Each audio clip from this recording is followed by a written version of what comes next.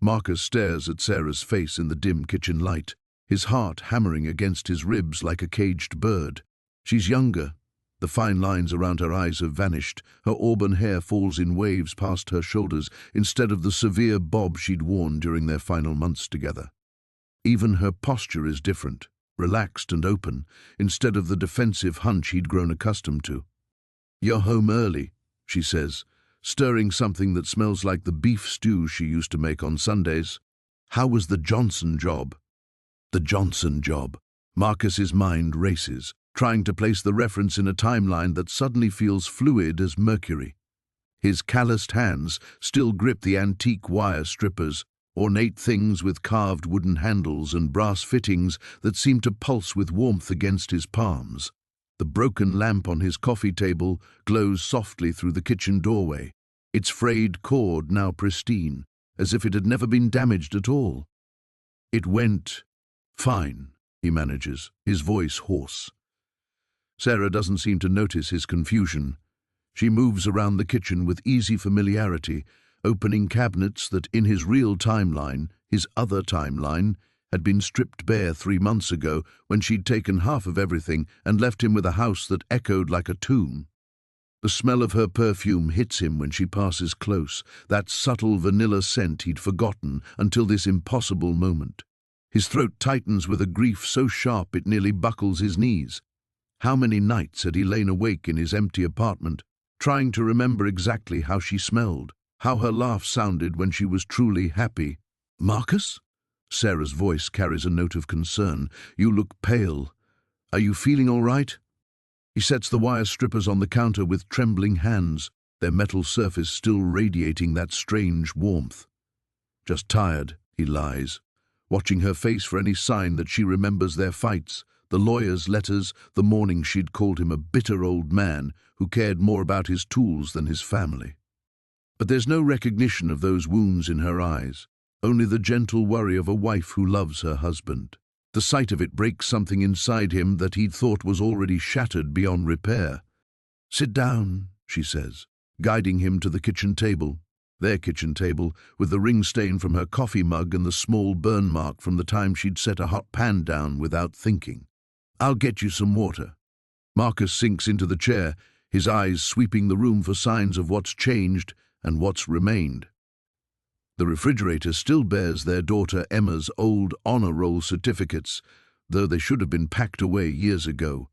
The herb garden visible through the window looks exactly as Sarah had maintained it before their marriage began its slow dissolution into resentment and silence. "Sarah," he begins, then stops. What could he possibly say? That he'd somehow rewired time itself with tools that belonged in a museum? That in another version of reality, she was living in Portland with her sister, refusing to return his calls? She places a glass of ice water before him, her fingers briefly touching his shoulder. The contact sends electricity through him more potent than any current he'd ever worked with. "You've been pushing yourself too hard lately," she says. "Maybe you should take tomorrow off." Tomorrow. In his other life, tomorrow was supposed to be the day he'd planned to drive to the coast, maybe find some clarity in the crash of waves against rocks. Instead, he's sitting in a kitchen that shouldn't exist, with a wife who shouldn't be speaking to him, holding tools that shouldn't work the way they just worked. Through the window, he can see his work van in the driveway, the same Ford with the dented bumper and fading paint, but somehow it looks less worn, less like a vehicle driven by a man whose business was circling the drain. Even the weeds in the driveway seem less aggressive, as if entropy itself has been negotiated with. "The Hendersons called earlier," Sarah continues, settling into the chair across from him. "Their garbage disposal is acting up again. I told them you'd stop by Thursday." Thursday. Marcus feels a chill that has nothing to do with the air conditioning. In his original timeline, the Hendersons had fired him 6 months ago after he'd shown up late and hungover to fix their kitchen sink. The job had been a disaster, requiring another electrician to clean up his shoddy work. It had been one of the dominoes that led to his business's collapse. But here, apparently, he was still their trusted electrician. Here, Sarah was still taking his appointments, and cooking his dinner and touching his shoulder with casual affection. The wire strippers gleam on the counter beside the stew pot, their brass fittings catching the overhead light. They look innocent now, like ordinary tools, but Marcus can still feel their phantom weight in his hands, still sense the strange energy that had flowed through them when he'd twisted those broken lamp wires back together. What else could they fix? What other fractures in his life might yield to their impossible touch? Sarah's voice drifts through his thoughts like smoke. "Remember when we bought that lamp?" She nods toward the living room where the soft glow spills across their worn leather couch, the couch they'd purchased together 12 years ago from a second-hand store in Fresno. "You said it was overpriced junk, but I love the way the light fell through that old shade." Marcus follows her gaze, his chest constricting. He does remember, but the memory feels layered now, like a photograph with another image bleeding through underneath. In one version, he'd grumbled about the $30 price tag while she'd run her fingers along the lamp's tarnished base, already imagining where it would sit in their home. In another, his other life, that same lamp had sat broken on his coffee table for months, its frayed cord a daily reminder of all the things he'd let fall apart through neglect. "You fixed the cord last week," Sarah continues, settling deeper into her chair. "I was sure we'd have to throw it away, but you said nothing was beyond repair if you had the right tools." The irony cuts deep. Nothing beyond repair. If only he'd believed that 6 months ago, when Sarah had asked him to go to counseling, when she'd begged him to talk to her instead of disappearing into his workshop for hours, tinkering with broken appliances, while their marriage crumbled overhead. "Marcus." Her voice sharpens slightly. "You're doing that thing again." "What thing?" That distant look, like you're somewhere else entirely. She reaches across the table and touches his hand. Her wedding ring catches the kitchen light, a simple gold band he'd bought with money borrowed from his father 23 years ago. In his original timeline, that ring had been sitting in a jewelry box in her sister's spare bedroom in Portland. The contact of her skin against his threatens to undo him completely. How many nights had he reached across empty sheets, searching for her warmth? How many mornings had he woken up expecting to smell coffee brewing, only to remember that no one was coming to share his breakfast? "I'm here," he says, though he's not sure which here he means. This kitchen exists in defiance of everything he thought he knew about cause and effect. The calendar on the wall shows August 15th, the same date when, in his other life, he'd been driving home from storage unit #47 with a truck full of junk and a mysterious tool chest he hadn't yet opened. "The Petersons called too," Sarah says, releasing his hand to turn back to the stove. "Their outdoor lighting is acting up again. I told them you'd add it to Thursday's route after the Hendersons." She moves with the efficient grace of someone who spent years managing the administrative side of a small business, his business, their business. Marcus watches her write notes on the pad by the phone, her handwriting unchanged by whatever temporal impossibility has brought her back into his life. She's wearing the blue sundress he'd bought her for their 15th anniversary, the one she'd claimed was too pretty for everyday wear. In his original timeline, that dress had been one of the things she'd left behind, hanging alone in their closet like a ghost. The normality of it all threatens to overwhelm him. Sarah scheduling his appointments, humming while she cooks, moving through their evening routine as if the last 8 months of separation had been nothing more than a nightmare. His business thriving instead of hemorrhaging clients, his reputation intact among the neighbors who'd known him for 2 decades. "Emma called while you were out," Sarah says casually, and Marcus's world tilts sideways. Emma, his daughter, whose last words to him had been shouted across a hospital parking lot 3 months ago, "Maybe if you'd been around more, Mom wouldn't have needed to leave." Emma, who'd inherited his stubborn streak and Sarah's fierce loyalty, who'd chosen sides when their marriage became a battlefield. "She's driving down for dinner Sunday," Sarah continues, oblivious to the seismic shift her words have caused. "Said she has something important to tell us. I think she might finally be ready to introduce us to that boyfriend she's been hiding." Marcus grips the edge of the table. In his original timeline, Emma was barely speaking to him, communicating only through terse text messages about pickup times for the few possessions she'd left in his apartment. The idea that she'd voluntarily drive 3 hours from Sacramento for Sunday dinner belongs to a world where he'd been a better father, a better husband. The wire strippers seem to pulse with renewed warmth from their place beside the stove. Marcus stares at them, understanding dawning like a slow sunrise. He'd fixed more than a lamp cord. He'd somehow reached back and repaired the moment when everything had started to unravel, when his drinking and his anger and his refusal to communicate had begun the slow demolition of everything he'd cared about. But the how of it seems less important now than the why. Why had he been given this impossible second chance? And what price would he eventually have to pay for the repair of his broken life? Marcus stares at the wire strippers, their brass fittings catching the overhead light like tiny suns. The warmth they'd radiated while he worked on the lamp has faded, leaving behind ordinary metal and wood, or what should be ordinary.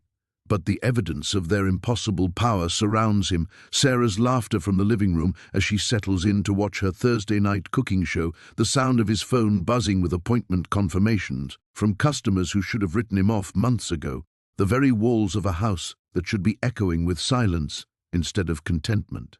"I'm going to check on a few things in the shop," he tells Sarah, his voice steadier than he feels. "Don't stay out there too long," she calls back. "You know how you lose track of time." The workshop behind their house feels exactly as he'd left it in his other life, yet completely transformed. The same pegboard walls lined with hand tools, the same workbench scarred by decades of projects, but everything is organized, purposeful.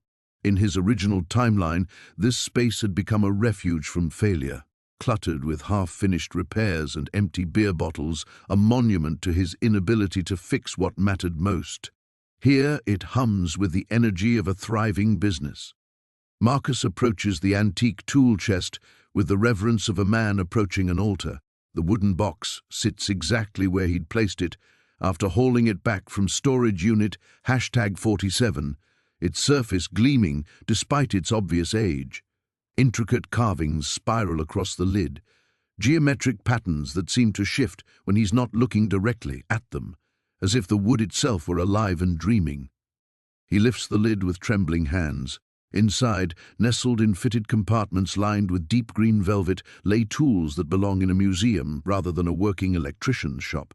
Hand planes with blades that catch light like mirrors, chisels with handles worn smooth by countless palms, but edges that look freshly honed, a brass compass whose needle spins lazily before settling on a direction that has nothing to do with magnetic north. And beneath them all, in a compartment he hadn't noticed before, something that makes his breath catch. A leather-bound journal, its pages yellow with age but its binding intact. Marcus lifts it carefully, feeling the weight of decades in his hands. The cover bears no title, only an embossed symbol that matches the carvings on the chest itself. He opens to the first page, squinting at handwriting that flows across the paper in faded brown ink. The tools choose their keeper, as much as the keeper chooses them. What is broken can be mended, but every repair demands its price. Use them wisely, for time itself is the most delicate mechanism of all. The words are signed with initials, E.M. 1923. Marcus's pulse quickens. The storage unit records had listed the previous owner as estate of Edgar Morehouse, but he'd assumed that was recent, a man who died in the last few years, leaving behind a lifetime of accumulated possessions. But 1923 would make this journal nearly a century old. He flips through more pages, finding detailed drawings of the tools accompanied by notes in that same careful script. Technical diagrams that make no sense, blueprints showing how a simple hand plane might be used to smooth temporal irregularities, or how a particular chisel could carve away moments of regret. The writing grows increasingly urgent toward the middle of the journal. "I have repaired Sarah's cough, the one that would have taken her that winter, but in doing so, I prevented Dr. Morrison from developing the treatment that might have saved the Henderson boy 3 years hence. The ripples grow wider with each use. I begin to understand why the tools were hidden." Sarah. Marcus's hands shake as he reads the name again. Different Sarah, different century, but the coincidence chills him. He reads on, "The temptation grows stronger each day. To fix my father's accident, to prevent the war that took my brother, to repair every moment of sorrow I have witnessed. But I have seen what happens when the natural order bends too far.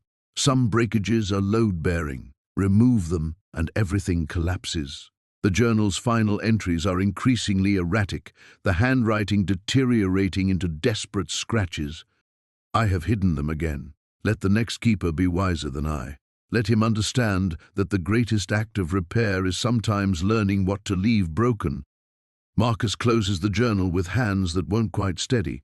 Through the workshop window, he can see the warm glow of his kitchen, Sarah's silhouette moving past the glass as she cleans up from dinner.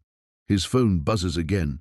Another customer, another life continuing in this impossible timeline where he hadn't destroyed everything that mattered. But Edgar Morehouse's warning echoes in his mind. Some breakages are load-bearing. What had he already changed by fixing that lamp cord? What delicate balance had he disrupted in the simple act of giving himself a second chance? And more terrifying still, now that he knew what the tools could do, how could he possibly resist using them again? In the kitchen, Sarah calls his name, her voice carrying the easy affection of a woman who loves her husband. Marcus stares at the tool chest, its contents gleaming with promise and threat in equal measure, and realizes he stands at a crossroads that will define not just his future, but the future of everyone he's ever cared about. Marcus doesn't move from his position by the tool chest when Sarah calls his name. Her voice carries that familiar note of gentle expectation, the sound of a woman who trusts her husband to answer, who has no reason to doubt that he'll come when summoned. In his original timeline, that trust had eroded so slowly he'd barely noticed its absence until the silence became deafening. "Just a minute," he calls back, his voice catching slightly on the words. Through the workshop window, he watches her shadow move across the kitchen, probably wiping down counters that are already clean, a habit she'd maintained throughout their marriage. Even during their worst fights, Sarah had never stopped taking care of their home, never stopped believing that some things were worth preserving. The journal lies open in his hands, Edgar Morehouse's warnings etched across pages that smell of time and regret. Marcus reads the passage again. "Some breakages are load-bearing. Remove them, and everything collapses." The words seem to pulse with their own weight, heavy as stones in still water. What breakages had been holding his life together? What essential structural damage had he just erased with those wire strippers, and what was about to come crashing down because of it? He thinks of the Hendersons, who in his original timeline had fired him after that disastrous kitchen sink repair. Here they're calling about their garbage disposal, trusting him with their home, their safety. But what if his sobriety in this timeline, the sobriety that apparently allowed him to remain their reliable electrician, what if that prevented some crucial moment? What if the hangover that had made him sloppy and late had also kept him away from some other job, some other moment, where his presence might have caused irreparable harm? The spiral of possibilities makes his head pound. Every action creates reactions, every moment ripples outward like circles in a pond. Edgar Morehouse had understood this, had lived with the weight of knowing that even the most loving repairs could shatter lives in ways impossible to foresee. Marcus closes the journal and returns it to its compartment beneath the gleaming tools. His fingers hover over a small brass hammer, its handle warm to the touch despite the evening's cooling air. What else could he fix? The memory of his father's heart attack surfaces unbidden. Dad clutching his chest in the front yard, the ambulance arriving too late, 20 years of conversations they'd never had.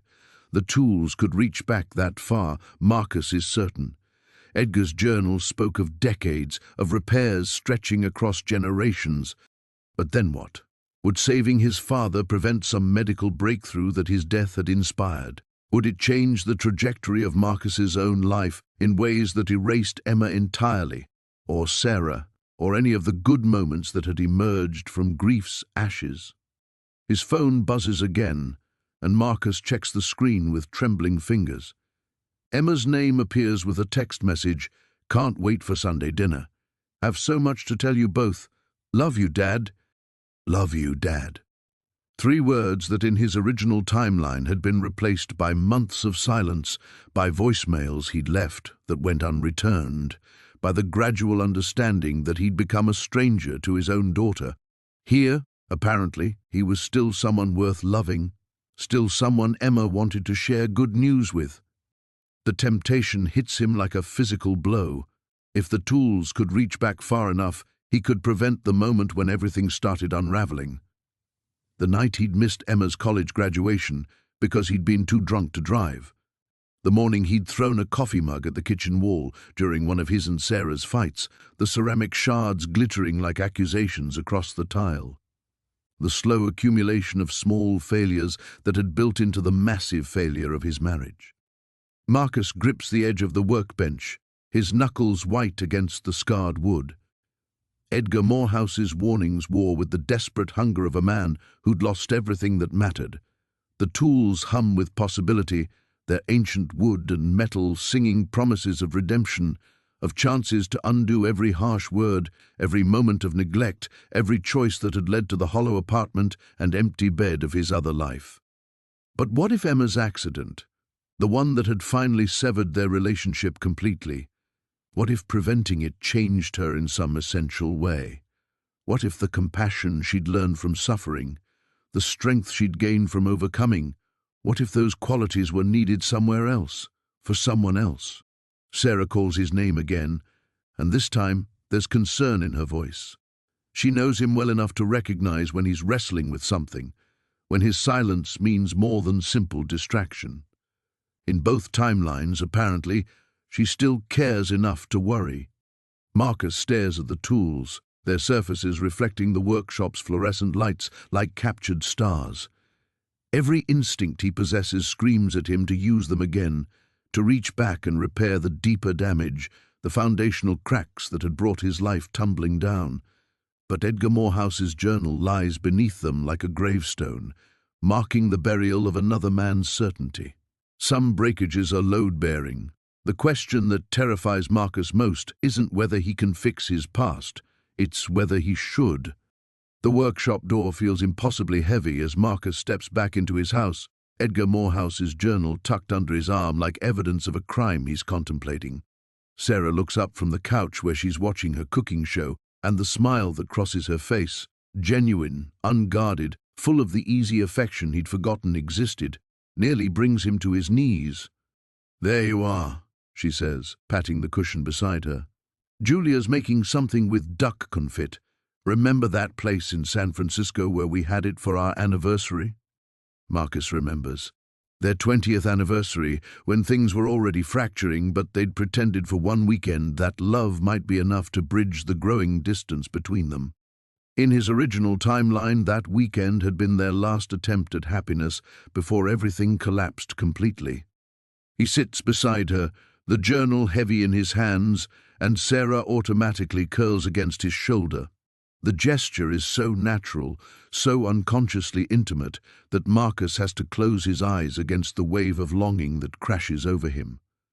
This is what he'd thrown away with both hands, this quiet contentment, this simple pleasure of sharing space with someone who knew his rhythms, who fit against him like a missing piece.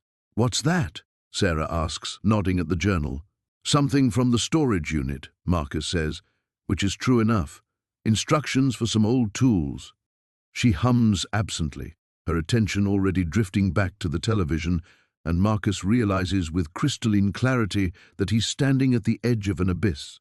Behind him lies this impossible gift, his marriage restored, his daughter's love recovered, his business thriving. Ahead lies the unknown territory of deeper repairs, more fundamental changes to the architecture of his past.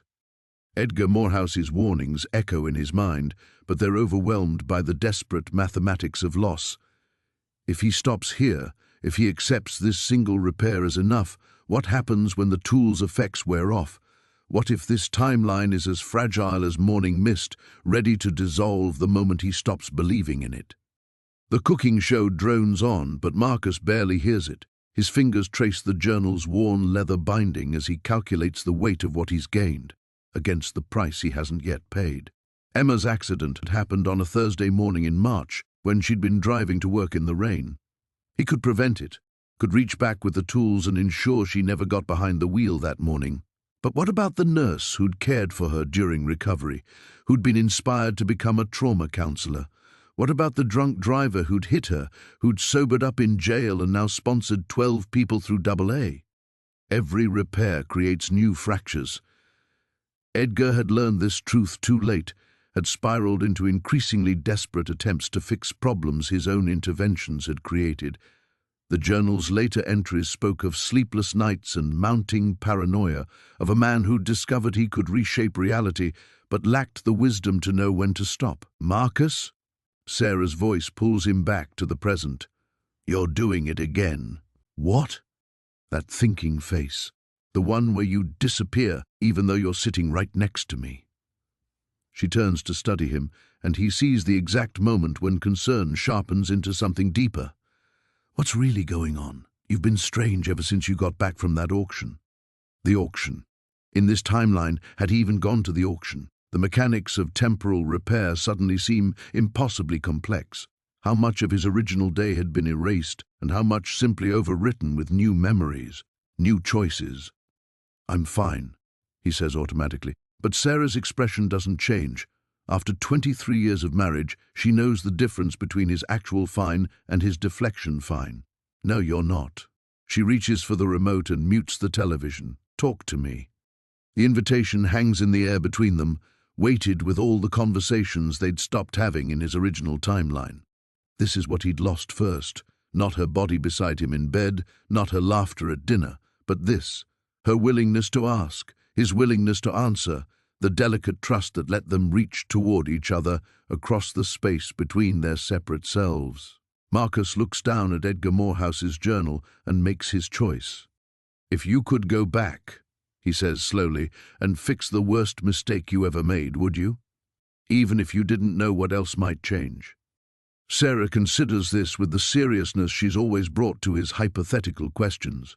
"I suppose it would depend on whether I was the only one who'd pay the price." The wisdom in her answer cuts through him like cold water.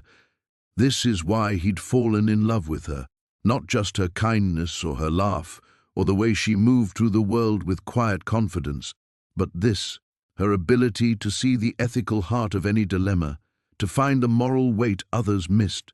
Marcus opens the journal to Edgar Morehouse's final warning and crosses his threshold into the unknown. "Sarah," he says, "I need to tell you about the tools." Sarah's expression shifts from concern to something deeper, not quite alarm, but the heightened attention of someone who recognizes they're about to step onto unstable ground. She pulls back slightly to study his face, and Marcus sees the exact moment when she decides to take him seriously. "What tools?" she asks quietly. Marcus opens the journal to Edgar Morehouse's first entry and places it between them on the couch cushion. Sarah's eyes scan the faded handwriting, her finger tracing the words, "What is broken can be mended, but every repair demands its price." When she looks up, her face has gone pale. "Marcus, whose journal is this?" "The man who owned the tools before me, Edgar Morehouse." The words feel strange in his mouth, like confessing to a crime he's not sure he's committed yet. "Sarah, what I'm about to tell you is going to sound impossible." She closes the journal carefully, her movements deliberate. "Try me."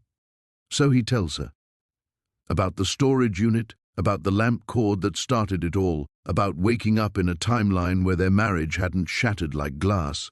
He tells her about Edgar's warnings, about ripple effects and load-bearing breakages. Sarah listens without interruption, her hands folded in her lap, her face growing more serious with each revelation.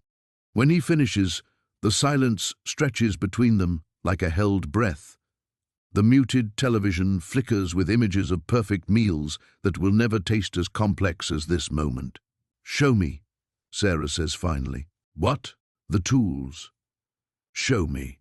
Marcus hesitates. "Sarah, I don't know what might happen if—" "Marcus."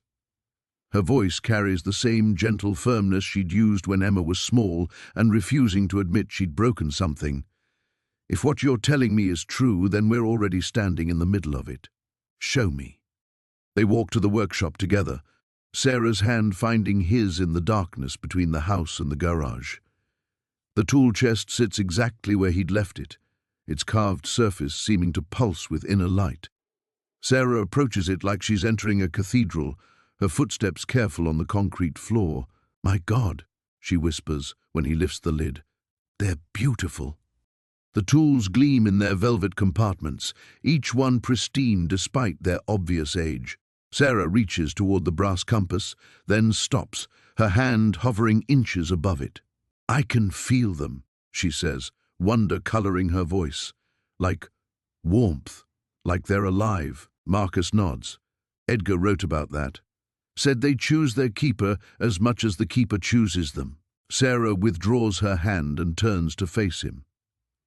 "What do you want to fix next?" The question hits him like a physical blow. Not what should he fix, not whether he should fix anything at all, but what he wants to repair.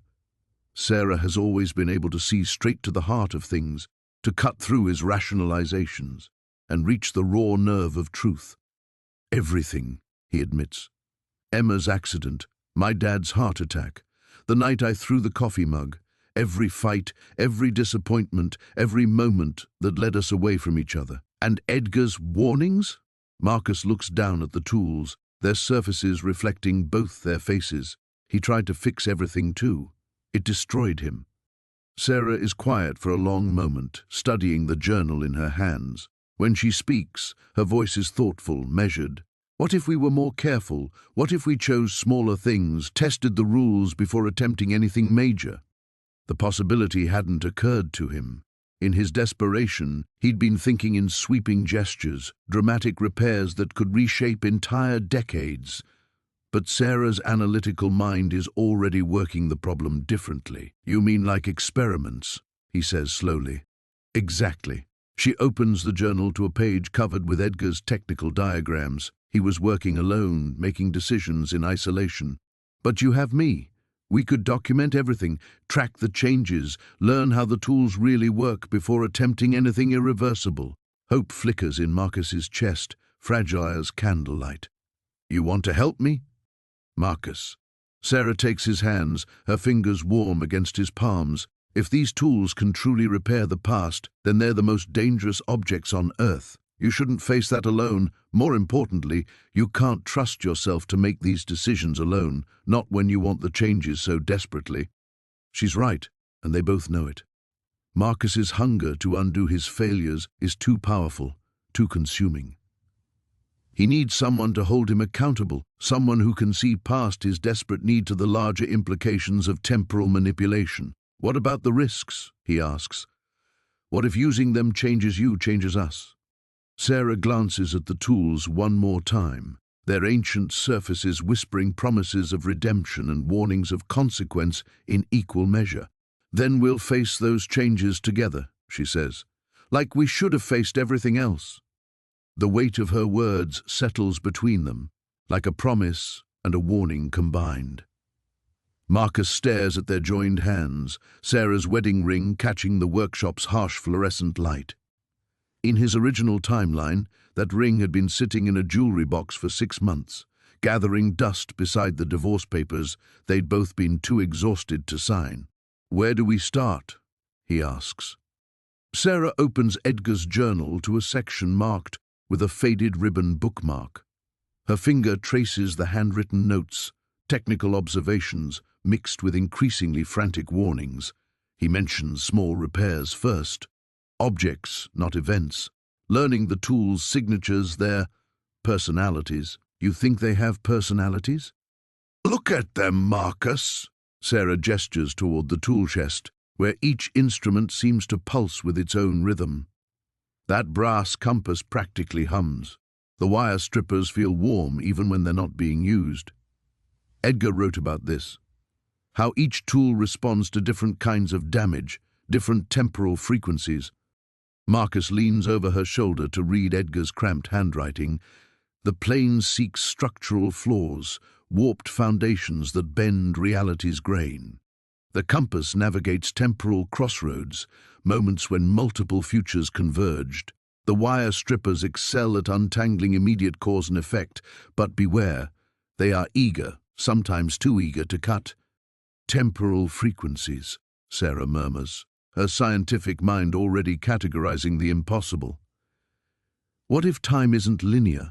What if it's more like a frequency spectrum, and these tools can tune into specific wavelengths? The idea makes Marcus's head spin, but Sarah's eyes are bright with the kind of intellectual excitement he remembers from their early years, when she'd stay up past midnight reading research papers about soil composition and crop rotation. She's approaching the supernatural with the same methodical curiosity she'd once applied to sustainable farming practices. We need a test subject, she continues. Something broken but contained. Something where we can measure the changes exactly.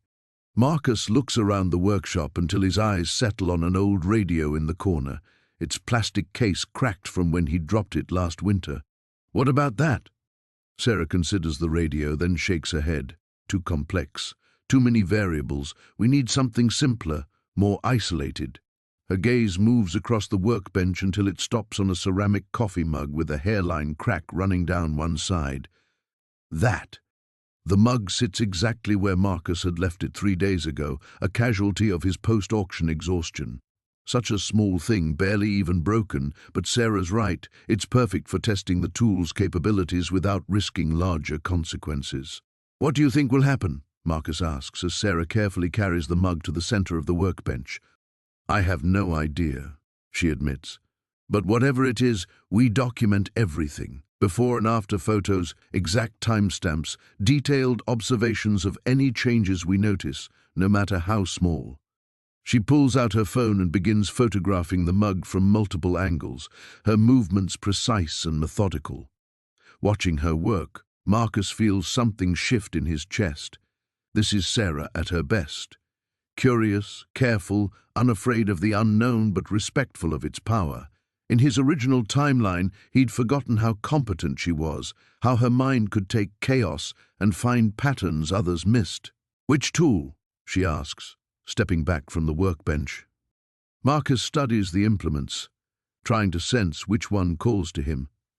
The wire strippers practically vibrate with eagerness, but Edgar's warning echoes in his mind. They are eager, sometimes too eager, to cut. The brass compass remains still, as if this small repair is beneath its notice.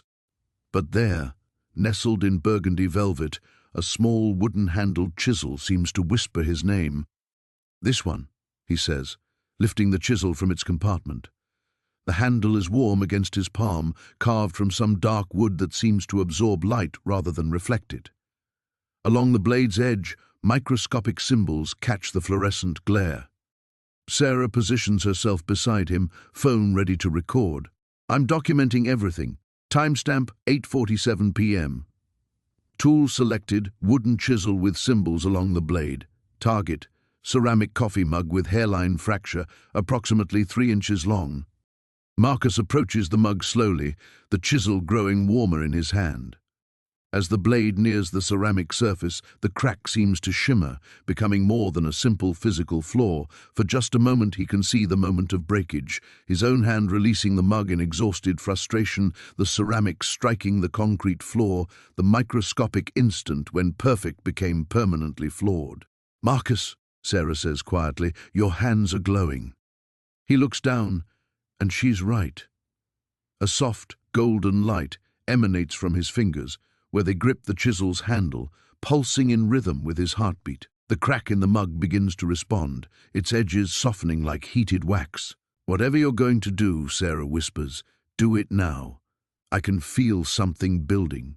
Marcus touches the chisel's tip to the ceramic surface, and time bends. The moment the chisel touches ceramic, reality fractures. Marcus finds himself standing in 2 places at once, his workshop and somewhere else entirely. The fluorescent lights overhead flicker and dim, As another scene bleeds through like a double-exposed photograph, he's in a vast library filled with impossible books, their pages turning themselves, words flowing like water across paper that seems made of compressed starlight. "Sarah?" His voice echoes strangely, as if the sound is traveling through honey. She's still beside him, but her face is pale with terror. "Marcus, look at the mug!" The ceramic surface ripples like liquid, the crack not healing but expanding, spreading fractal patterns that seem to extend beyond the physical object into the air around it. Each hairline splits into smaller fractures, and each fracture opens tiny windows into other times, other places. Through one, Marcus glimpses himself at age 30, installing electrical work in the house where he and Sarah first lived. Through another, he sees Emma as a toddler, her chubby hands reaching for the same mug on a sunny morning that never existed in his timeline. "The chisel," Sarah gasps. "Put it down!" But Marcus can't. His fingers have fused with the dark wood handle, golden light now pouring from his hands in torrents. The symbols along the blade burn with ancient fire, and suddenly he understands what Edgar Morehouse had tried to capture in his increasingly frantic journal entries. The tools don't just repair objects, they repair the entire causal chain that led to the breakage. The workshop begins to dissolve around them, walls becoming translucent as other possibilities bleed through. Marcus sees a version of his life where he never bought the storage unit, where he and Sarah signed the divorce papers 6 months ago and now live in separate apartments. He sees another where Emma never grew up at all, her existence edited out by some earlier repair that cascade affected her conception out of possibility. "This isn't what happened with the lamp cord," he manages to say, his voice sounding far away even to himself. "The lamp was already broken when you fixed it," Sarah shouts over a sound like cosmic wind. "This happened while we were watching. The tools are trying to repair the moment of breaking, but we're creating a temporal paradox. We're present for both the breaking and the fixing." The mug now hovers 6 inches above the workbench, rotating slowly as fractal cracks spread from its surface into the surrounding space. Where the fractures pass through the air, Marcus can see the underlying structure of time itself, a crystalline lattice of causality that extends in all directions, each joint representing a decision point, each beam carrying the weight of consequence. And he can see what Edgar Morehouse saw in his final days, the load-bearing nature of breakage. The crack in the ceramic isn't just a flaw. It's a crucial stress point that allows the entire structure of this timeline to flex and bend without shattering. By repairing it, he's removing a vital component, and the whole edifice of reality is starting to buckle. "How do I stop it?" Marcus screams as the golden light consuming his hands begins to spread up his arms. Sarah grabs Edgar's journal with shaking hands, pages flipping wildly as she searches for answers. "Here, listen to this. When the repair grows beyond its container, the operator must accept the original damage, must choose the breaking over the fixing. The tool will resist, it exists only to mend, but the human will must override its purpose." "I can't let go." "You don't let go," Sarah reads frantically. "You choose the crack, you embrace the flaw. Marcus, you have to want the mug to stay broken." The concept feels like asking him to forget how to breathe. Every instinct, every fiber of his being that's drawn to these tools rebels against the idea of choosing damage over repair. The chisel burns in his grip, its ancient consciousness pressing against his mind with overwhelming force, showing him visions of the perfect mug it could create. Seamless, unblemished, beautiful. But through the chaos of fracturing reality, Marcus sees Sarah's face, twisted with fear and love in equal measure. She's risking everything to help him navigate this impossibility, trusting him to find his way back from the edge of temporal collapse. If he surrenders to the chisel's will now, if he lets it complete its work, he doesn't know what version of Sarah will remain when the dust settles. Drawing on reserves of will he didn't know he possessed, Marcus forces his mind to embrace the ugly truth of breakage. He thinks about the moment 3 nights ago when he'd released the mug in exhausted frustration. Not the frustration itself, but the honesty of it.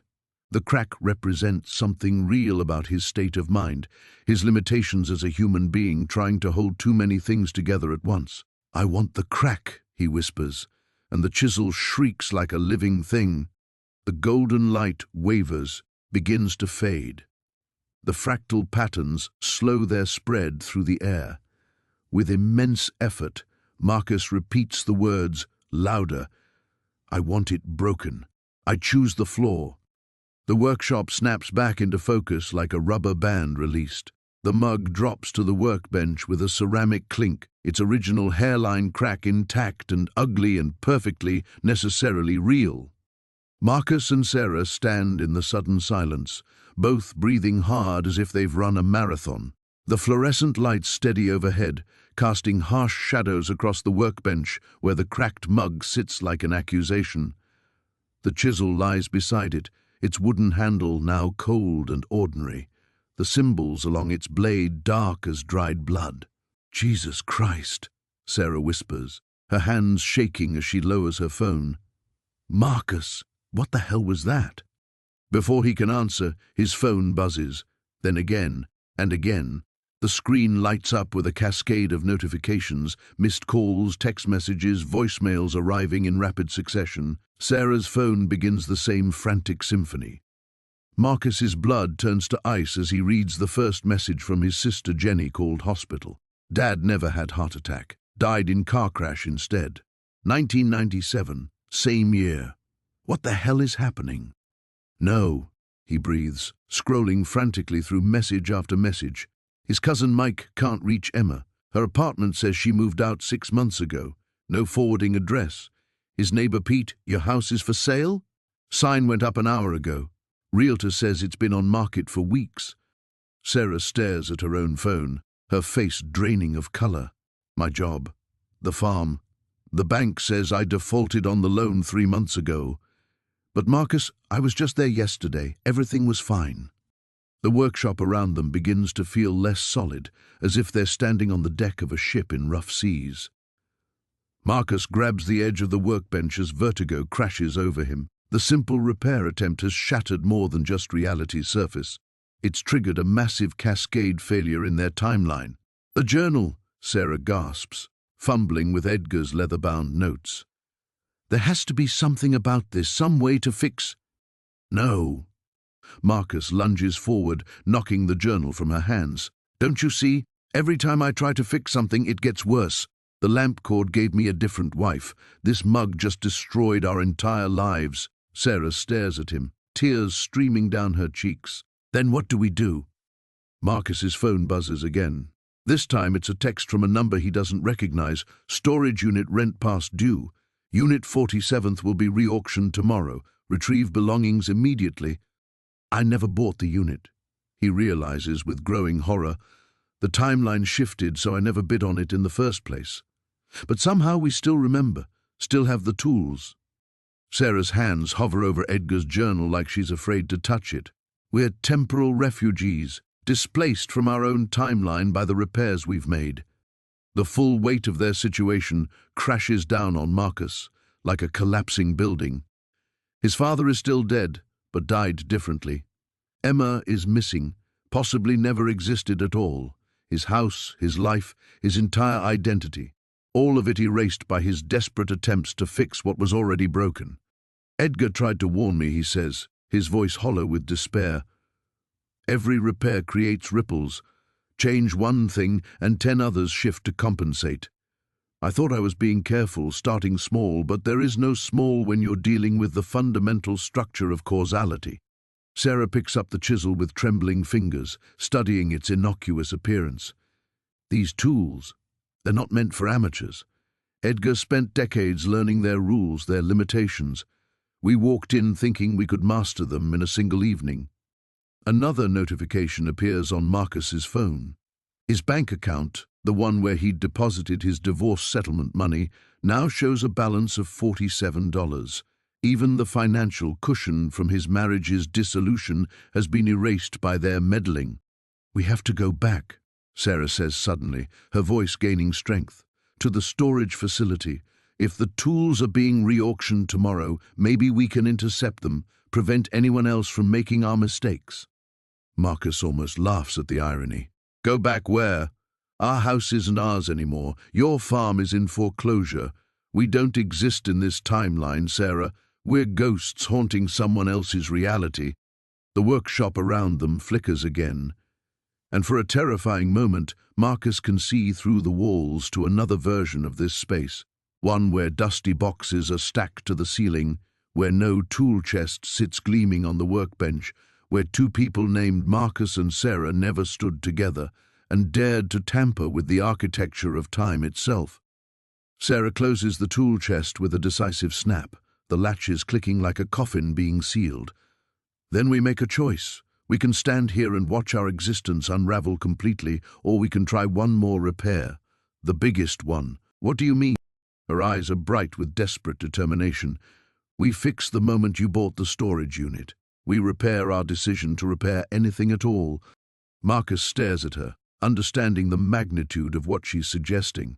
Using the tools to prevent themselves from ever finding the tools. A temporal paradox so profound it might destroy them completely or restore everything they've lost. Outside, the sound of moving trucks rumbles past. Someone else's life being relocated into the space their repairs have vacated. The weight of Sarah's suggestion hangs between them like a loaded wire. Marcus feels something fundamental shift inside his chest, a recognition so profound it makes him dizzy. He's been approaching this all wrong from the very beginning. No, he says quietly, and Sarah's face crumples with despair before he continues. Not because it won't work, because we're still thinking like repairmen. He moves to Edgar's journal, pages falling open to an entry near the end, one they'd skipped over in their earlier frantic searching. The handwriting is shaky, desperate. The greatest revelation came too late. I spent 40 years learning to use the tools, but never learned to understand them. They don't exist to grant wishes or undo regrets. They exist to teach us that some breaks serve a purpose. The crack lets in the light. Edgar figured it out, Marcus says, his voice growing stronger. Look at this. His final entry. Sarah leans over his shoulder as he reads aloud, I could repair the moment Margaret left me. The tools sing with that possibility every time I touch them, but I finally understand why I won't. Her leaving taught me to value what remains. My loneliness taught me to appreciate connection when it comes. The tools weren't meant to eliminate suffering, they were meant to help us see why suffering exists. The fluorescent lights flicker again, and this time Marcus doesn't feel afraid. He feels something like recognition dawning, warm and terrible and absolutely true. Sarah, what if we've been asking the wrong question this whole time? We keep asking what we can fix when we should be asking why it broke in the first place. She stares at him, her scientific mind already reaching toward the implications. You mean the original timeline? Your father's heart attack, our divorce, Emma's accident. What if those weren't random tragedies but necessary stress points? Marcus nods, pieces clicking together with crystalline clarity.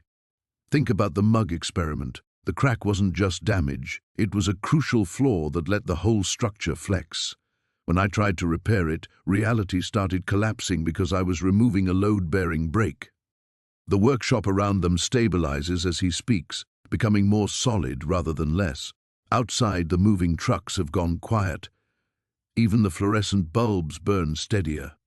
So our divorce, Sarah says slowly, Emma moving away, your father's death, they weren't punishments, they were... She struggles with the concept, her scientific training warring with intuitive understanding. Relief valves, Marcus finishes, controlled brakes that prevented catastrophic failure. Sarah, I loved my dad, but his death taught me to stop taking time for granted. It made me present for Emma's childhood in ways I never would have been otherwise. And our divorce. He looks at her standing there in his workshop at 11 o'clock at night, her hair messed from running her hands through it, her eyes bright with tears and terror and something that might be hope. In his original timeline, they'd spent their last year together as strangers sharing a house. Now, displaced from time itself, they're more connected than they've been in decades. Our divorce freed us to become who we actually are instead of who we thought we should be, Sarah says, wonder creeping into her voice. Marcus, I haven't felt this much like myself since I was 25. The tool chest sits between them, no longer humming with seductive power but emanating something deeper, a kind of patient wisdom that Marcus finally recognizes. Edgar hadn't been driven mad by the tool's capabilities. He'd been driven mad by his inability to accept their true lesson. They're not repair tools, Marcus says, the revelation hitting him like electricity. They're teaching tools. Every time someone uses them, they demonstrate why the break happened, why it needed to happen. Sarah picks up the chisel again, but this time her touch is reverent rather than desperate. So what do? We're still displaced from our timeline. Our lives are still unraveling. Marcus feels a smile tugging at his lips, the first genuine expression of joy he's experienced since finding the storage unit. We do what we should have done from the beginning. We learn from our mistakes instead of trying to erase them. He reaches for the brass compass, its needles spinning wildly before settling on a direction that seems to point not north, but toward something more fundamental, toward acceptance, toward wisdom, toward the courage to live with beautiful imperfection. The compass doesn't just navigate space, he realizes. It points toward temporal equilibrium, the moment when we stop fighting causality and start working with it. The workshop fills with soft golden light, but this time it's not the harsh glare of forced repair. It's the gentle illumination of understanding, of two people finally seeing clearly after decades of stumbling in the dark. Outside, the sound of moving trucks fades entirely. Their timeline isn't collapsing. It's waiting for them to accept their place in it. So we go forward, Sarah says, not back to fix the past, but forward to build something new from the pieces that remain. Marcus nods, finally understanding what Edgar had tried so desperately to tell him. The tool's greatest power isn't in changing what was, but in teaching us to embrace what is. The golden light fades gradually, leaving them standing in the familiar harsh fluorescence of Marcus's workshop. But something has fundamentally changed, not in the space around them, but in the quality of their attention. Marcus sets the compass down gently, watching its needle settle into true north with the satisfaction of a man who's finally stopped fighting gravity. We need allies, Sarah says, her voice carrying new conviction. We can't navigate this alone. Marcus considers this, thinking of Edgar's journal entries, 40 years of isolation, of trying to master forces that demanded community rather than conquest. Edgar made the mistake of keeping the tools secret. He thought he had to bear the burden alone. Who do we tell? Sarah asks pragmatically. Who's going to believe that we've been temporarily displaced by supernatural repair tools? The answer comes to Marcus with surprising clarity. Emma, Sarah raises an eyebrow. Your daughter who may not exist anymore, whose phone number now belongs to someone else. Think about it, Marcus says, his mind racing with possibility. Emma's always been sensitive to patterns others miss. Remember when she was 8 and insisted the house felt different after I rewired the kitchen? She said the walls were thinking differently. I thought it was just kid imagination, but what if she was picking up on electromagnetic changes? He pulls out his phone, scrolling through his contacts until he finds Emma's number. According to their displaced timeline, it should belong to a stranger now, but when he calls, her familiar voice answers on the second ring. Dad? Jesus, I've been trying to reach you for hours. Something weird is happening. Marcus's heart pounds. What kind of weird? I keep getting flashes of memories that don't match my life. Like, I remember you and Mom being divorced, but when I called her yesterday to check, she said you guys are working through some rough patch but still married. And Dad, I remember living in Portland, but I'm standing in my apartment in Sacramento right now, looking at a lease I apparently signed 6 months ago. Sarah grabs Marcus's arm, her eyes wide. She's temporarily displaced too. The changes affected her because she's connected to both of us. Emma, Marcus says carefully, do you remember Mom's research grant getting approved? The Sustainable Farming Project? What research grant? Mom's been substitute teaching since the school budget cuts. Dad, what the hell is going on?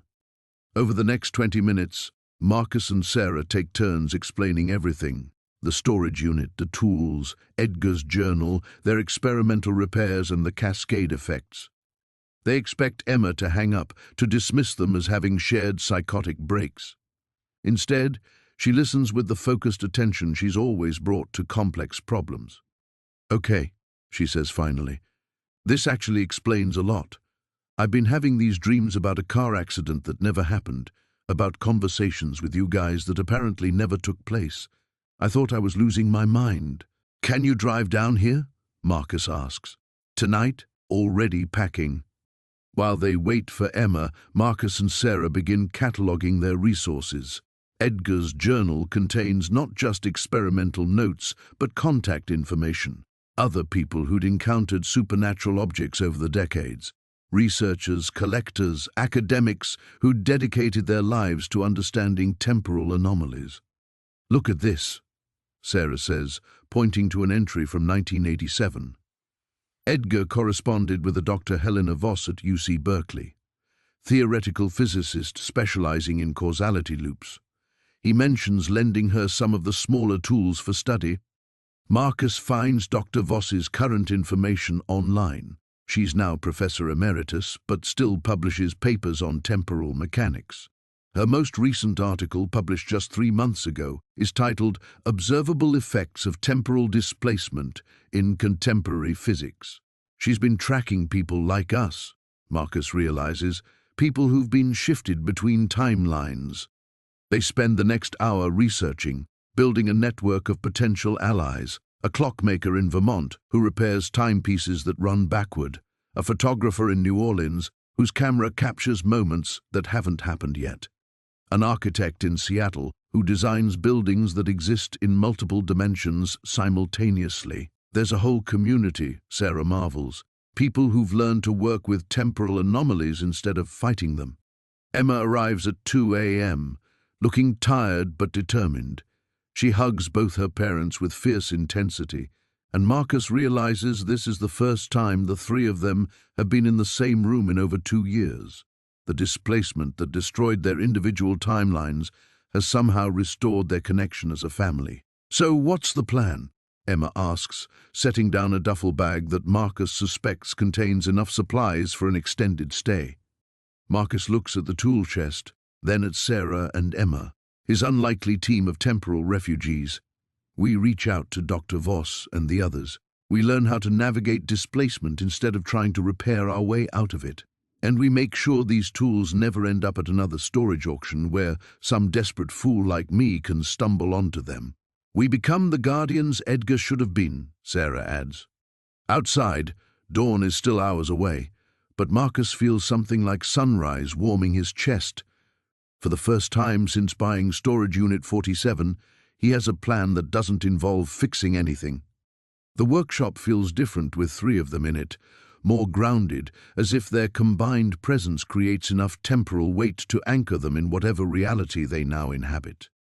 Marcus watches Emma examine the tool chest with the same systematic attention she's applied to every complex problem since childhood, running her fingers along the brass corners and hinges with scientific curiosity rather than fear.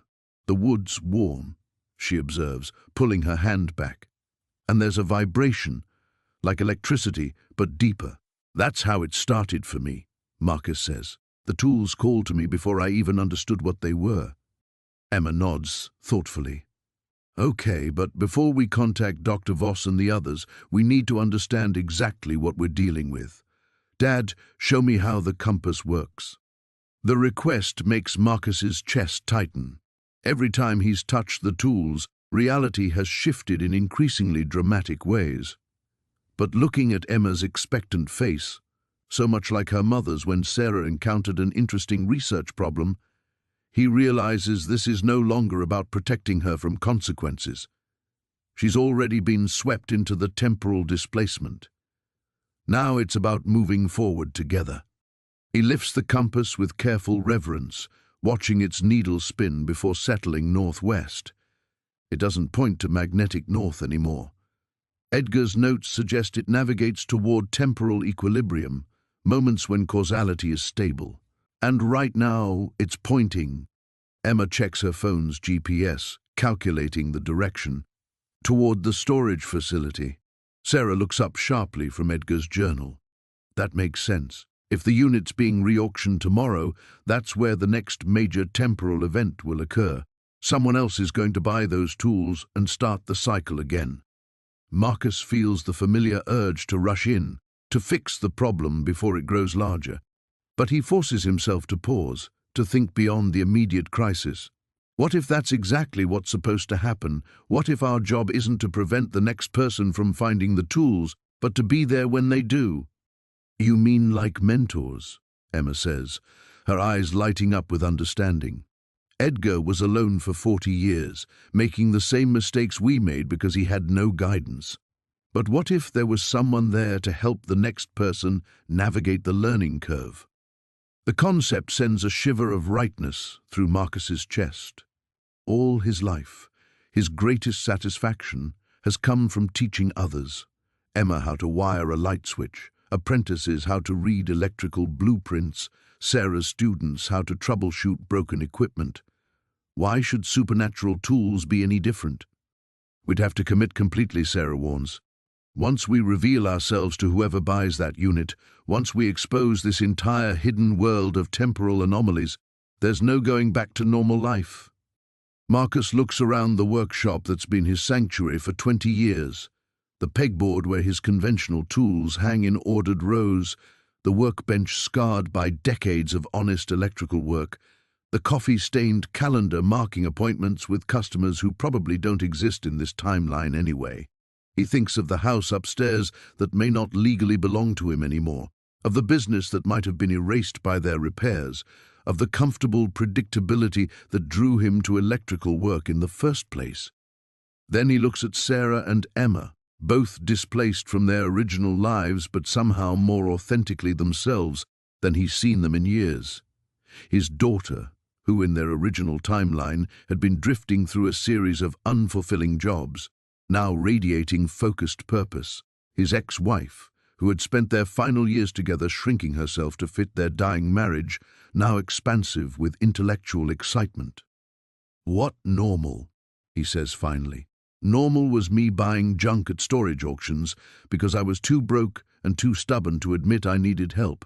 Normal was us barely speaking for 2 years because we were all too proud to say we missed each other. Normal was broken long before I found these tools. Emma grins, the same expression she wore as a kid when he agreed to build her increasingly elaborate tree houses.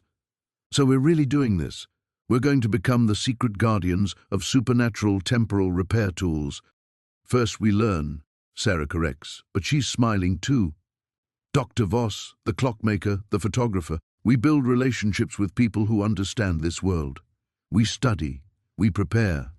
And then tomorrow, when some other desperate person thinks they're just buying a storage unit full of junk, we're ready to guide them through what comes next. Marcus closes the tool chest, the latches clicking with finality. But this time the sound doesn't feel like an ending. It feels like the moment before a new project begins, when the tools are organized and the plan is clear and all that remains is the satisfying work of building something worthwhile. Outside, the first pale edge of dawn touches the horizon. In a few hours, they'll begin making contact with their new allies. Tomorrow, they'll attend their second storage auction, not as desperate buyers, but as guardians prepared to catch the next person who falls into the same beautiful trap that transformed them all. Marcus has spent his entire career fixing what's broken. Now he's ready to help others learn why some things break in the first place. The first call comes at 6:47 a.m., before they've even finished their second pot of coffee. Marcus's phone buzzes with an unknown number, and something cold settles in his stomach as he answers. Holloway Electric. Mr. Holloway? The voice is breathless, panicked. This is Janet Kowalski from Desert Storage. I need to speak with you immediately about Unit 47. Sarah and Emma look up from Edgar's journal, their faces reflecting Marcus's growing dread.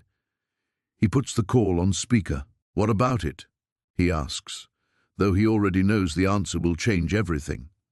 "Sir, we have a problem. The unit you purchased, there's been a situation. Can you come down here right away? And Mr. Holloway, bring whatever you took from that unit, all of it."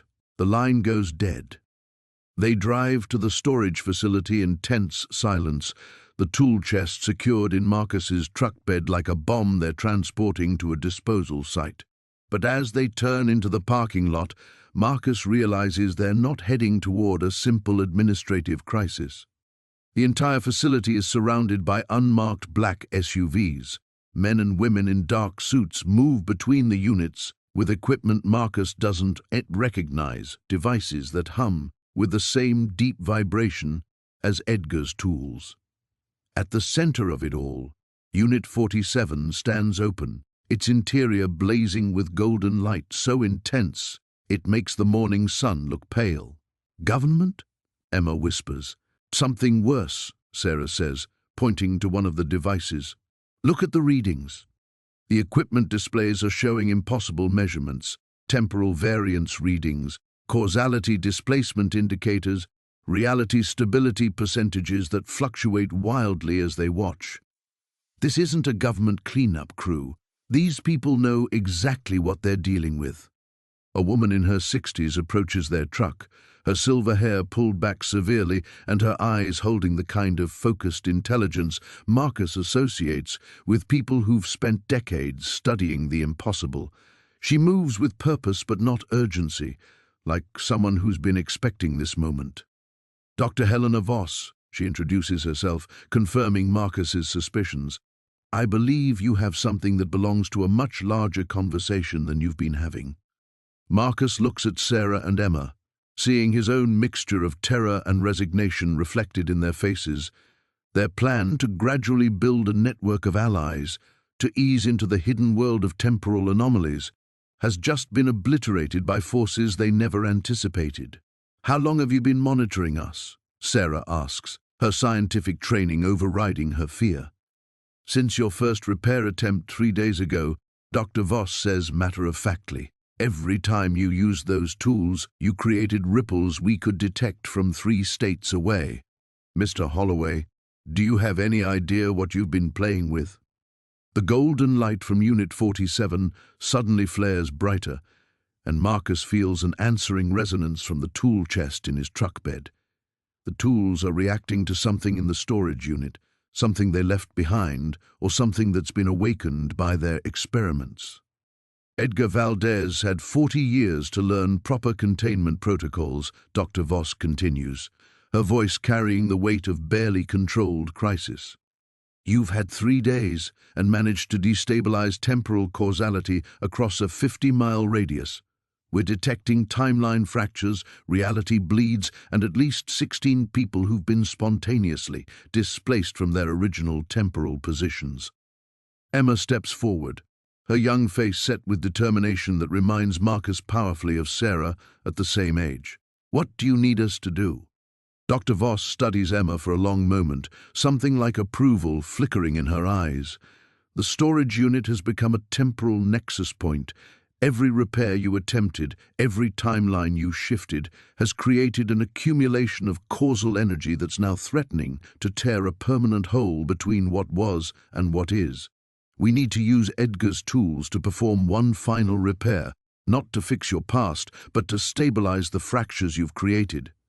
Marcus feels the familiar weight of an impossible task settling on his shoulders. But this time, looking at the government vehicles and sophisticated equipment, at Dr. Voss's team of temporal specialists and the golden fire blazing from Unit 47, he understands that this isn't about his family's broken history anymore. This is about preventing reality itself from unraveling. "The compass," he says, understanding flooding through him like electricity. "It's been pointing toward this moment, not toward equilibrium we could find, but toward equilibrium we'd have to create." Sarah grabs his arm, her grip fierce with sudden comprehension. "Marcus, this is why the tools chose you, not because you were desperate enough to use them, but because you were skilled enough to handle what comes next." The golden light from the storage unit pulses like a massive heartbeat, and Marcus realizes their quiet plan to become guardians of supernatural tools has just become something infinitely more urgent. They have one chance to prevent their well-intentioned mistakes from fracturing the foundations of time itself. Everything they've learned, every painful lesson about causality and consequence, has been preparation for this moment. The final test has begun. Marcus lifts the tool chest from his truck bed, and the moment his hands make contact, the golden light from Unit 47 explodes outward like a solar flare. The air itself seems to crack, reality fracturing along invisible seams that reveal glimpses of other timelines bleeding through, versions of this moment where different choices led to different disasters. Through the temporal rifts, Marcus sees himself buying different storage units, never meeting Sarah again, Emma dying in that car accident while he remains obliviously drunk in his workshop. He sees Dr. Voss as a young researcher, first discovering Edgar's correspondence. He sees Edgar himself decades ago, making the same desperate choices that led Marcus to this precipice. The tools aren't just reacting, Emma says, her voice strained as she shields her eyes from the blazing light. They're trying to show us something. Dr. Voss barks orders to her team, but their instruments are screaming warnings that require no translation. The temporal displacement is accelerating, reality becoming increasingly unstable as the accumulated weight of Marcus's repairs threatens to collapse the entire causal framework. We need to get closer, Marcus says, the compass in his hand spinning wildly before suddenly snapping toward the storage unit with magnetic force. The tools know what has to be done. They move through the chaos of Dr. Voss's operation, past equipment that sparks and fails as temporal energy surges through the facility. Sarah stays close to his left shoulder, Emma to his right, and Marcus realizes this formation, the three of them moving together toward an impossible task, is exactly right. Not the broken family they'd been, not the strangers they'd become, but something new forged by their shared displacement. Marcus, Sarah warns, whatever we're about to do, there might not be a way back. He knows.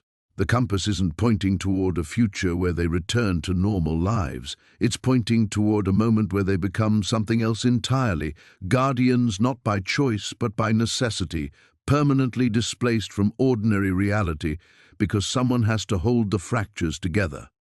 The storage unit looms before them, its interior a maelstrom of golden fire and shifting possibilities. Marcus can see Edgar's remaining belongings transforming, becoming temporarily unstable as the accumulated repairs tear holes in the fabric of what is.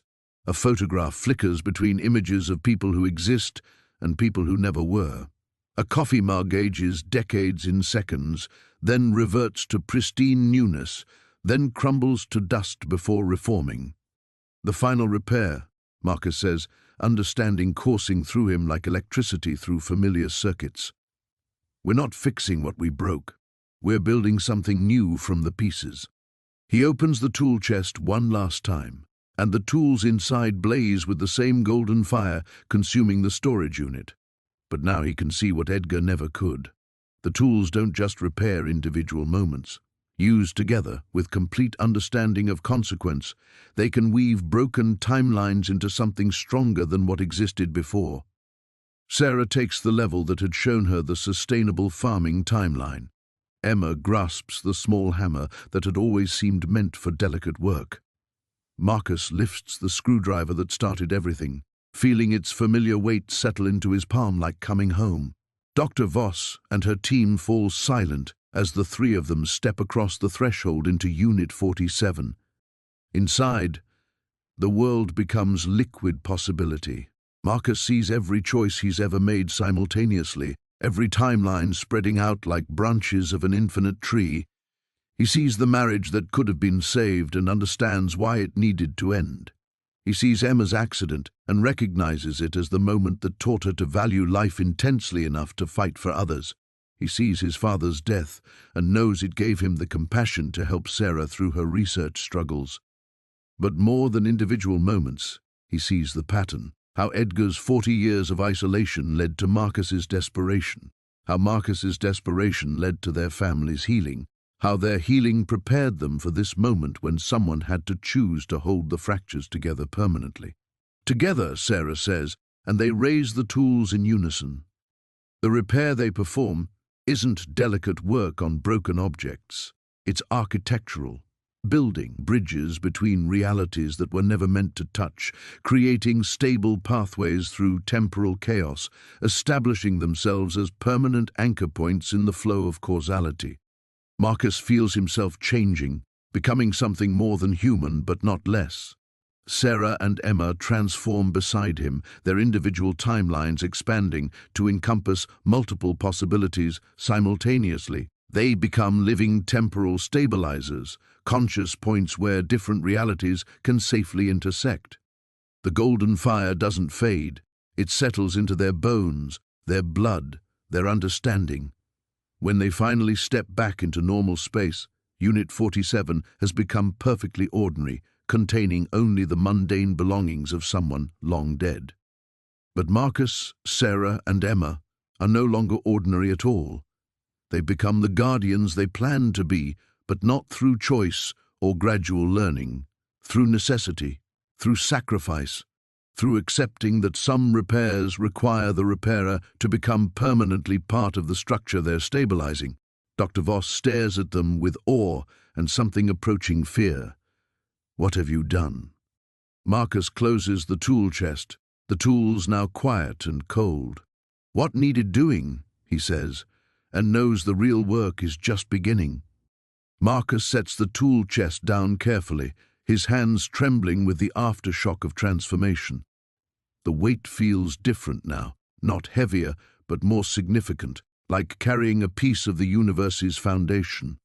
Around them, Dr. Voss's instruments have fallen silent, their readings stabilizing for the first time in days. The cost, Dr. Voss says quietly, her scientific detachment cracking to reveal something almost like grief. Do you understand what you've given up? Marcus looks at his hands. They appear unchanged, but he can feel the temporal energy flowing through them like electricity through well-insulated wire. He's still himself, still the 58-year-old electrician who bought a storage unit on a whim, but now he exists simultaneously across multiple timelines, his consciousness expanded to encompass possibilities that stretch beyond normal human perception. We can't go back, Sarah says, her voice carrying a strange harmonic resonance, as if she's speaking from several realities at once. Not to our old lives, not to the people we were before this moment. We're anchored here now, permanently. Emma closes her eyes, and Marcus sees tears tracking down her cheeks. When she opens them again, they hold depths that weren't there before, the weight of seeing every possible version of her life spread out like a blueprint. I was supposed to graduate college next month, she whispers. Get married someday, maybe have kids.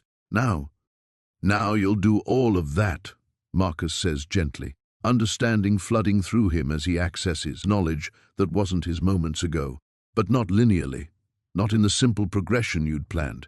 You'll experience every possibility simultaneously, living all your potential lives while remaining anchored to this moment, this choice, this sacrifice. The truth settles over them like lead. They've saved reality from the fractures their repairs created, but the price was their normal human existence. They've become something unprecedented, conscious temporal stabilizers, living bridges between what was and what could be. They can never again experience the simple pleasure of linear time, of not knowing what comes next, of being surprised by the future. Dr. Voss approaches slowly, her equipment now reading their transformed states. You're showing as quantum entities, she says, voice filled with scientific wonder and human horror, existing in superposition across multiple timelines simultaneously. You're conscious, aware, but you're no longer bound by singular causality. Marcus thinks of his workshop, of the simple satisfaction he'd found in fixing broken electrical circuits. That man, the one who'd lived one timeline at a time, who'd made mistakes and learned from them sequentially, no longer exists. In his place is something that understands every electrical repair he'll ever make, every conversation he'll ever have, every choice that will ever branch from this moment. The tools, Sarah says, looking at the now silent chest. We can still use them, but not for ourselves. We're beyond repair now. The irony cuts deep. Marcus had found the tools because his life was broken, had used them to fix his family's fractured relationships, and now their ultimate repair has placed them forever beyond the reach of simple human happiness. They've become the guardians. Edgar's letters mentioned, but not through gradual learning, through irreversible transformation. There will be others, Emma says, her expanded awareness already showing her the branching possibilities. Other desperate people who'll find tools like these, other families torn apart by time and consequence, will be there to guide them, to help them avoid our mistakes. But Marcus sees the deeper truth in her tears. They'll guide others toward the normal lives they themselves can never reclaim. They'll watch from outside linear time as people make choices, build relationships, experience the beautiful uncertainty of not knowing how their stories will end. We're like living scar tissue, he realizes aloud, holding the fractures together, but forever marked by the breaking.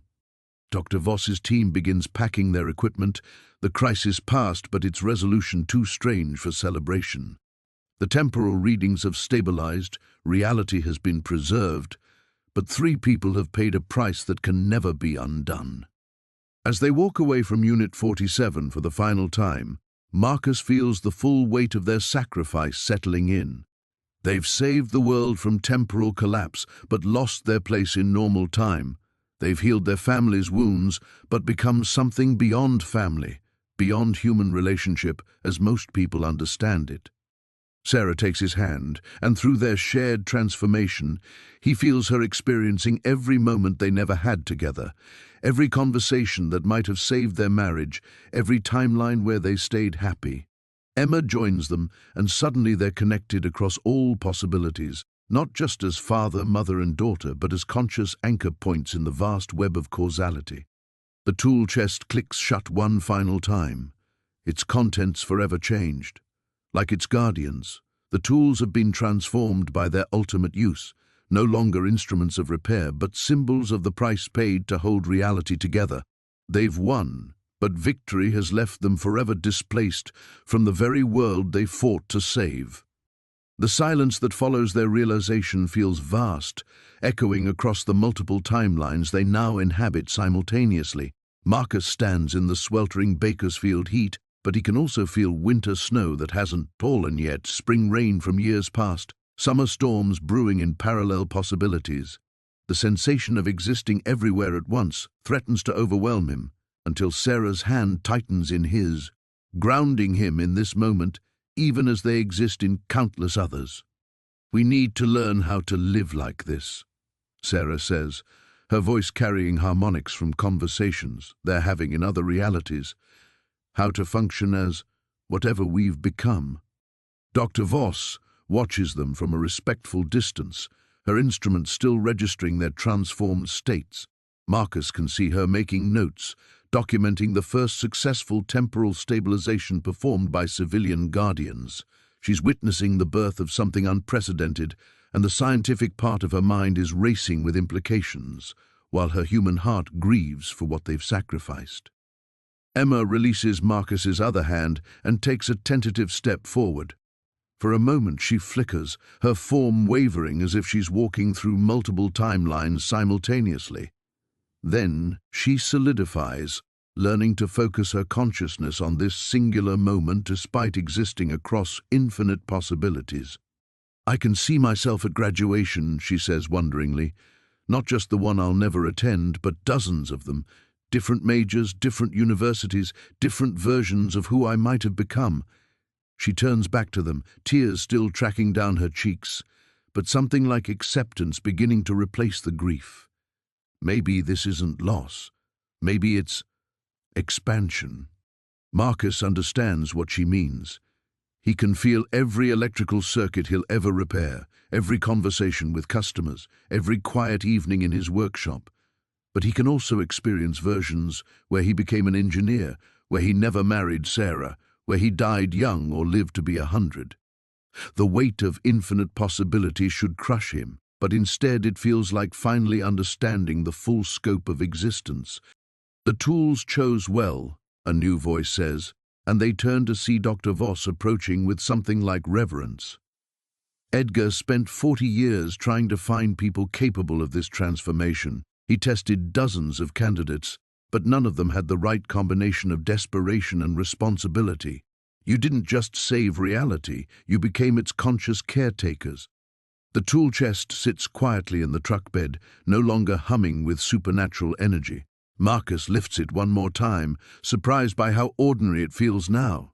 The tools inside have completed their purpose, transforming from instruments of repair into something more profound. Symbols of the price required to hold broken things together. What happens now? Sarah asks Dr. Voss. Do we go with you? Do we disappear into some government facility? Dr. Voss shakes her head. You're beyond our authority now. You exist outside normal governmental oversight, outside normal human society entirely. You'll make your own choices about how to use what you've become.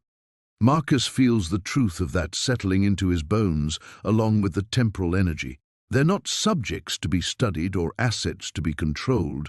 They're something new in the universe, conscious stabilizers of causality itself, responsible only to the vast web of possibility they now help maintain. We'll stay connected to the network, Emma says, and Marcus realizes she's referring to Dr. Voss's organization without them ever discussing it. Her expanded awareness has already shown her the community of people who monitor and contain supernatural anomalies. But will work independently, help others who find themselves dealing with temporal artifacts. The afternoon sun beats down on the storage facility, but Marcus can feel it setting in other timelines, rising in still others. Normal people are conducting normal business around them, bidding on storage units, loading trucks, living their singular lives without knowing how close they came to losing the foundation of reality itself. I keep thinking about Edgar, Marcus says. 40 years alone, carrying this knowledge, waiting for someone else to take up the burden. Now I understand why he seemed so tired in those letters. It wasn't the tools that exhausted him. It was existing between possibilities without anyone to share the weight. Sarah's hand finds his again, and Emma steps closer, and suddenly they're not alone in the vast expanse of temporal awareness. They're connected, sharing the burden of infinite possibility, anchored to each other across all realities. Dr. Voss begins walking back to her vehicles, then pauses. For what it's worth, she says without turning around, you saved more than just temporal stability. You saved the possibility of choice itself. Every decision anyone will ever make, every path not taken, every life unlived, all of it exists now because you were willing to become the foundation that holds it together. Marcus loads the tool chest into his truck, knowing this is the last time he'll drive it as simply an electrician heading home from work. Tomorrow, in all the tomorrows spreading out across infinite timelines, he'll wake up as something unprecedented, a guardian, a stabilizer, a man who fixed one last thing by becoming permanently part of the repair. The drive home feels like navigating between worlds.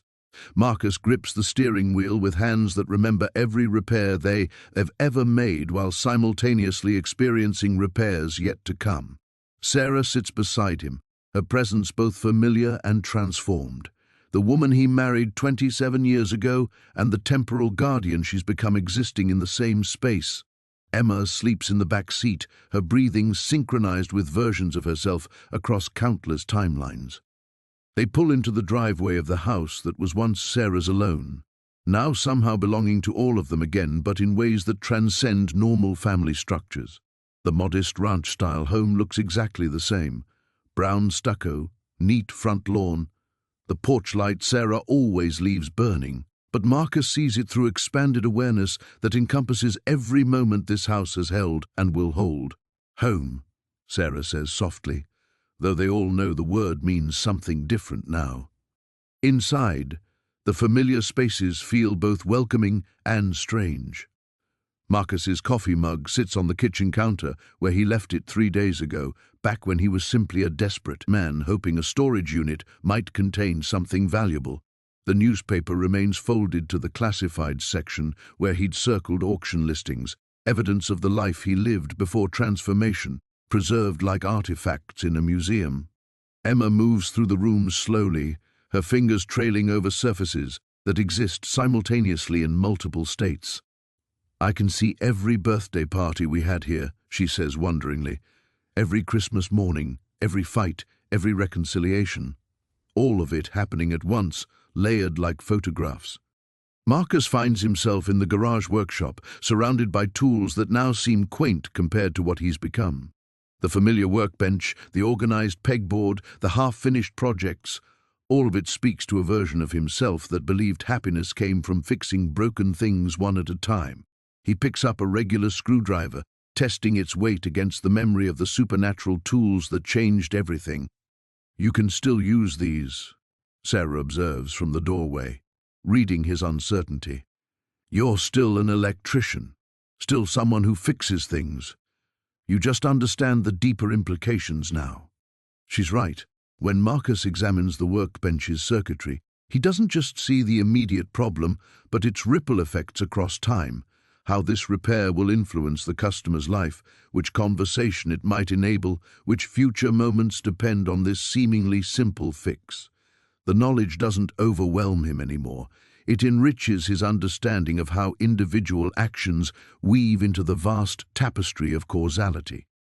Emma joins them in the workshop, carrying the tool chest.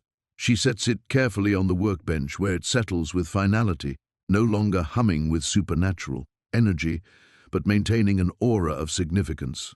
"We should call David," she says suddenly. "My fiancé.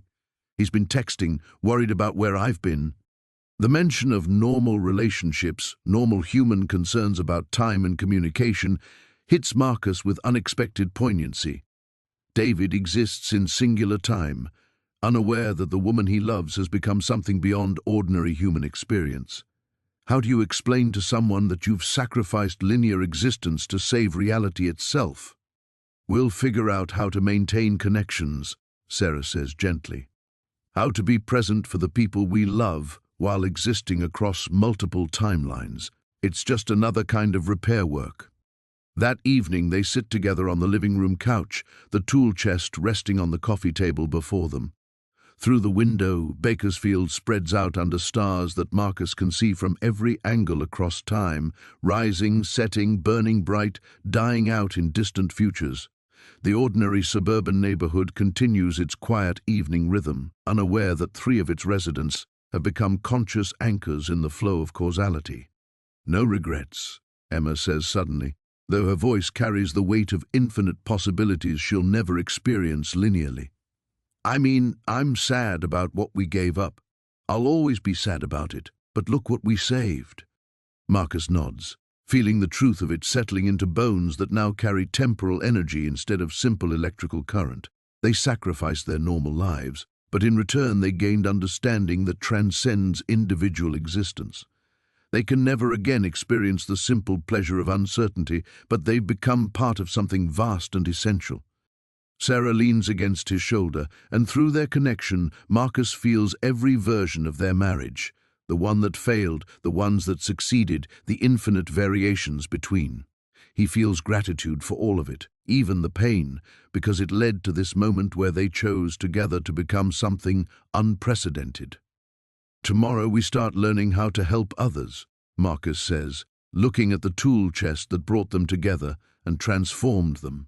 People who find artifacts like Edgar's, who make desperate choices without understanding the consequences. The house settles around them with familiar creaks and sighs, holding space for 3 people who exist everywhere and everywhen simultaneously while choosing to call this particular place home. Outside, Bakersfield continues its ordinary existence, protected by guardians it will never know exist. Marcus Holloway is still an electrician. He's just learned to repair reality itself, the new beginning. 6 months later, Marcus stands in his workshop at dawn, watching coffee brew while existing simultaneously. across every morning he's ever experienced. The routine has become his anchor. The simple act of preparing for a day's work grounds him in this timeline while his consciousness spans infinite others. Sarah's footsteps upstairs follow patterns both familiar and transformed, her presence in the house feeling like coming home to himself after decades of being displaced. The tool chest rests permanently on his workbench now, no longer supernatural but somehow sacred. Its drawers hold Edgar's original tools alongside Marcus's conventional ones, creating a bridge between the ordinary electrician he was and the temporal guardian he's become. When customers call about broken circuits, he experiences not just their immediate frustration, but the cascading effects of electrical failure across their lives. Missed deadlines, spoiled food, disrupted sleep patterns that ripple through weeks of possibility. "Morning, Dad." Emma's voice carries harmonics from every greeting she's ever given him. But she's learned to focus on this moment, this timeline, this singular expression of their transformed relationship. She pours coffee with practiced precision, movements economical with the knowledge of infinite repetition. "David's coming over tonight," she continues, her smile carrying both joy and sadness. "He's starting to understand that something fundamental has changed about us, even though he can't name what." Marcus nods, feeling protective love amplified across every timeline where Emma finds happiness. David represents the normal world they can never fully rejoin, yet Emma has found ways to love him authentically while existing beyond his comprehension of possibility. It's perhaps the most human thing about their transformation, the insistence on maintaining connections despite becoming something unprecedented. The phone rings with their first call of the day. Mrs. Chen's garage door opener has failed, and through the woman's voice, Marcus hears not just mechanical frustration but anxiety about missing her grandson's baseball game, about disappointing the child she rarely gets to see. He schedules the repair for this morning, knowing he'll fix more than just the electrical problem. He'll restore a grandmother's peace of mind and preserve a small boy's faith that the adults in his life keep their promises. "Another temporal artifact case came through the network last night," Sarah says, joining them in the kitchen with Dr. Voss's encrypted tablet. Her connection to the supernatural monitoring organization has grown stronger over the months, her expanded awareness making her invaluable for identifying potential paradox situations before they destabilize reality. A music box in Portland that makes people relive their happiest memories. 3 families are already showing signs of temporal displacement. Marcus feels familiar satisfaction at the prospect of helping others navigate the dangerous allure of supernatural repair. They've become guides for the desperate, people who understand both the seductive promise and devastating cost of trying to fix the unfixable.